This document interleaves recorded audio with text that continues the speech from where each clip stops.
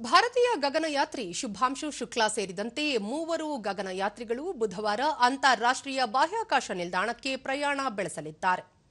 ನಾಸಾದ Kennedy ಬಾಹ್ಯಾಕಾಶ ಕೇಂದ್ರದಿಂದ ಬುಧವಾರ ಭಾರತೀಯ ಕಾಲಮಾನ 10 ಗಂಟೆಗೆ ತಮ್ಮ ಪ್ರಯಾಣ ಆರಂಭಿಸಲಿದ್ದಾರೆ. ಇದು ಆಕ್ಸಿಯಂ ಸ್ಪೇಸ್ನ 4ನೇ ಮಾನವ ಸಹಿತ ಗಗನಯಾನವಾಗಿದ್ದು, ಗಗನಯಾತ್ರಿಗಳು 28 ಗಂಟೆಗಳ ಕಾಲ ನಿರಂತರ ಪ್ರಯಾಣ ಮಾಡಿ ಅಂತಾರಾಷ್ಟ್ರೀಯ ಬಾಹ್ಯಾಕಾಶ ಕೇಂದ್ರವನ್ನು ತಲುಪಲಿದ್ದಾರೆ.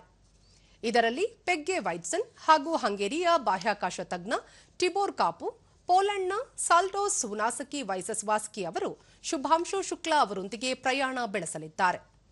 ಗಗನಯಾತ್ರಿಗಳು ಬಾಹ್ಯಾಕಾಶ ಕೇಂದ್ರದಲ್ಲಿ 14 ದಿನ ತಂಗಲಿದ್ದಾರೆ. 1984ರ ಬಳಿಕ ಭಾರತ ಇದೇ ಮೊದಲ ಬಾರಿಗೆ ಬಾಹ್ಯಾಕಾಶ ಕೇಂದ್ರಕ್ಕೆ ಗಗನಯಾತ್ರಿಯನ್ನು ಕಳುಹಿಸುತ್ತಿರುವುದು ವಿಶೇಷವಾಗಿದೆ.